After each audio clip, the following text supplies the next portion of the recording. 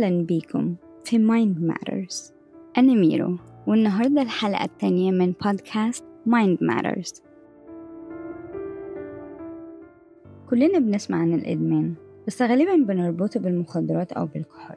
لكن لو وقفنا لحظة وفكرنا، هنلاقي إن الإدمان ممكن يكون حوالينا في صور تانية كتير، زي إدمان الشغل، إدمان الأكل، الموبايل أو العلاقات، أو حتى إدمان الحزن والتفكير الزيادة. السؤال اللي بيطرح نفسه هنا، هل كل واحد فينا ممكن يكون مدمن بشكل ما؟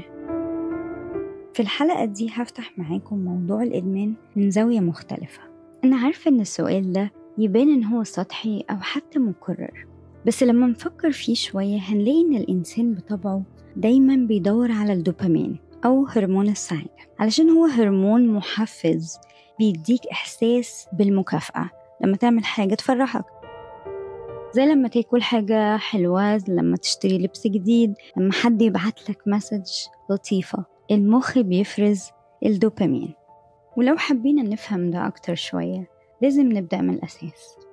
سلوك الإنسان الناضج بيتكون من عوامل كتير، منها الجينات والبيئة اللي نشأ فيها.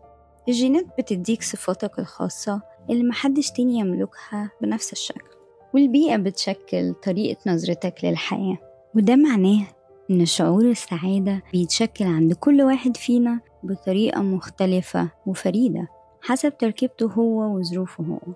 السعادة شعور نسبي جدا، اللي يفرحك ممكن ما يحسش بيه غيرك حتى لو عايشين في نفس الظروف. يعني مثلا لو في عربية معينة بالنسبة لك حلم كبير قوي، أول ما تشتريها وتحس بانبساط شديد الدوبامين بيرتفع جدا وتحس بسعادة رهيبة اللي هي مع الوقت بتقل. بس مش هي دي القضية. النقطة إن تحقيقك للحلم ده اداك شعور بالدوبامين، إحساس جميل جدا. انت مخك قاعد رسم اللحظة دي كتير جدا وعمل قيمة كبيرة للعربية دي.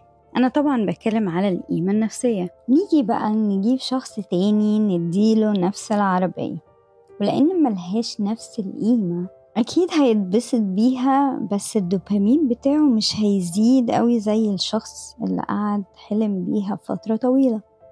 وعلشان كده نقدر نقول إن اللي بيسعدك مش الشيء نفسه، لكن القيمة اللي انت حاططها في الشيء ده.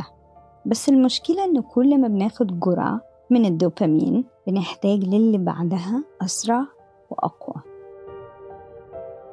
طب يعني إيه إدمان؟ الإدمان هو سلوك بيتكرر بشكل دائم رغم إن الشخص عارف إنه بيضره وبيأذيه. الإدمان بيبتدي بعادة صغيرة تكون ممتعة، والاستمرار فيها بشكل مفرط هو ده اللي بيأذي. كلنا بنقع فيه بدرجات مختلفة. علماء النفس لقوا نوعين من الإدمان.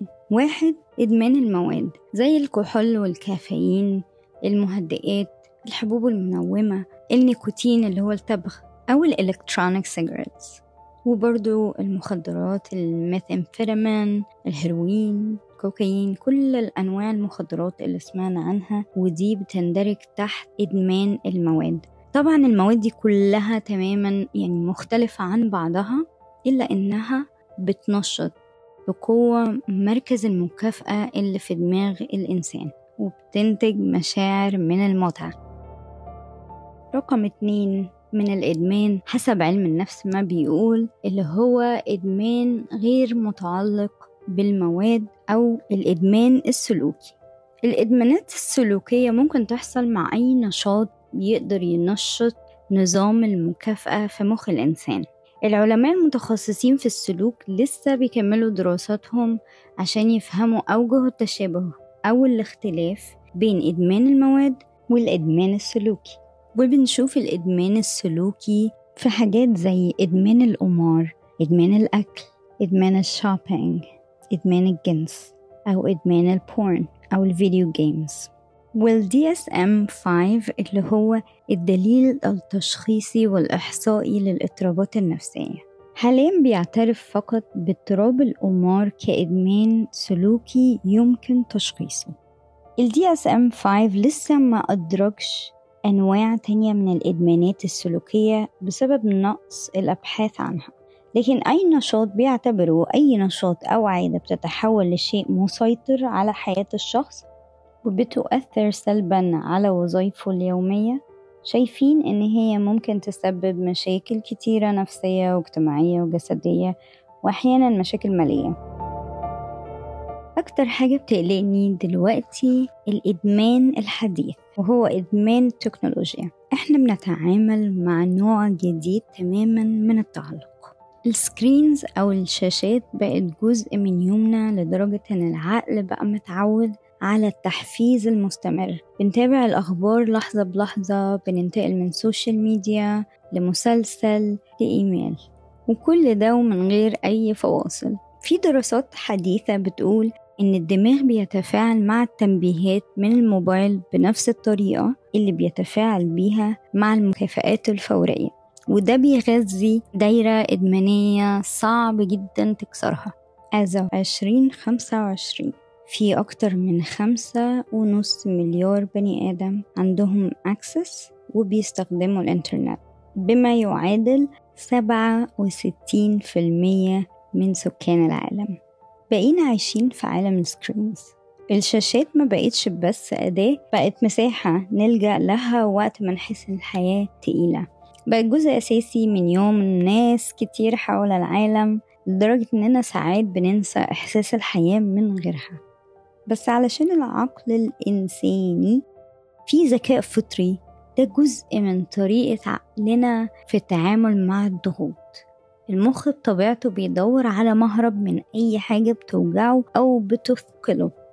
الهروب في العصر ده موجود في أشكال كتيرة زي التيك توك وإنستجرام ويوتيوب وجوجل. مش مهم أنت بتبص على إيه، المهم أنك تبعد حتى ولو مؤقتا. بس السؤال اللي بيقلقني، هل ده هروب مؤقت ولا بداية اعتياد دائم؟ طب إيه اللي ممكن يحصل لعقولنا؟ وإيه اللي ممكن يحصل لأجيال كاملة اتولدت في وسط الميكس ده؟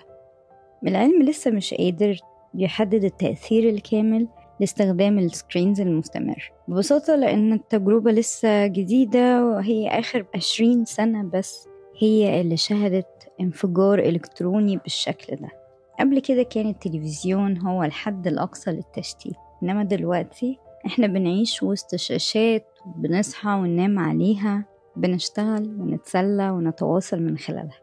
ويمكن علشان كده بدأت تظهر أمراض نفسية ما كانش نسمع عنها زمان. نسب الاكتئاب والقلق ارتفعت جدا، وبقى في شعور منتشر بالوحدة حتى وسط الزحمة.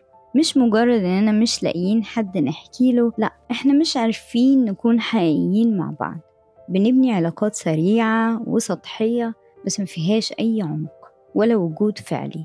بقينا بنحط كل الانرجي بتاعتنا في كل الحاجات اللي انا قلت عليها دي، فمش بيفضل اي انرجي للعلاقات اللي احنا فيها ولا للناس اللي بنحبهم. فبنلاقي نفسنا مع بعض بس حاسين اننا لوحدنا. لو جينا وعملنا ريفلكشن على كل اللي قلناه من أول الحلقة، هنكتشف إننا ممكن نكون مدمنين لحاجات كتير ما كناش واخدين بالنا منها. أول حاجة لازم نفهمها هي إنك مش لوحدك. ده شيء طبيعي، وكل الناس اللي حوالينا عندهم نفس العادات، سواء كانت مرتبطة بنفس الإدمان أو لا. كلنا عندنا أشياء بننجذب ليها وبتشدنا. عشان كده التوازن في حياتنا بقى مهم جدا، خصوصا في وقتنا ده. كل مكان بتروح له هتلاقي حاجة بتشدك أو بتسرق انتباهك.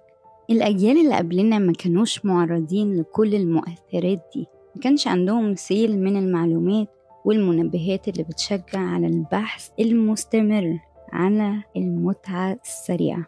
والسؤال هو، هل يا ترى كلنا مدمنين؟ يمكن السؤال يكون تقيل شوية، بس الحقيقة إن نمط حياتنا السريع ما بيديناش فرصة نقف لحظة ونراجع نفسنا. إيه اللي بيسحب من طاقتنا؟ وإيه اللي فعلا بيساعدنا نعيش حياة أحسن؟ وقبل ما الحلقة تخلص هسيبك مع 3 أسئلة مهمين ممكن تسألهم لنفسك، يساعدوك تاخد خطوة لورا وتبص لعاداتك بعين جديدة. الوعي هو أول خطوة لأي تغيير. السؤال الأول، لو العادة اللي أنا بعملها دي كانت إنسان، هل هيكون شخص آمن أسيبه مع أولادي أو مع أهلي؟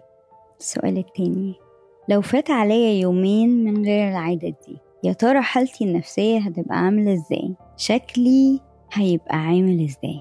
3. لو حياتي تحولت لفيلم صامت مدته 24 ساعة، هل هحب أتفرج عليه؟ كلنا عندنا عادات مش دايما بتخدمنا، لكن مش الهدف من الحلقة دي إننا نحكم على نفسنا. الهدف إننا نحاول نخلق توازن. خليني أشارك معاك 3 خطوات بسيطة تقدر تبدأ بيهم الرحلة دي. 1. ابدأ بتغييرات صغيرة جدا، يعني مثلا بدل ما تبعد عن السكرين ساعة قبل النوم، جرب إنك تبدأ ب15 دقيقة بس. هتتفاجئ إن ده هيعمل فرق في تركيزك وفي نومك. 2. اختار عادة واحدة بس تشتغل عليها في البداية. لو حاولت تغير كل حاجة مرة واحدة هتتعب. التغيير الحقيقي بيبدأ بخطوة صغيرة بس مستمرة. 3. اكسر السايكل بتاعت العادة السيئة. يعني لما تلاحظ نفسك بقالك مدة طويلة على سوشيال ميديا أبس، حدد لنفسك وقت علشان تقدر تكسر السايكل. ومش الهدف إننا نعيش من غير شاشات، لكن إننا نرجع التحكم لينا مش ليها. نعيش إحنا اللي بنختار مش اللي بنتساق. أشوفكم في الحلقة الجاية بكل حب وسلام. كان معاكم ميرو من Mind Matters. استنوني الحلقة الجاية في موضوع جديد ومهم لينا كلنا. وخليكم دايما فاكرين عقلك أغلى كنز عندك، حافظ عليه. بكل حب وسلام، معاكم ميرو.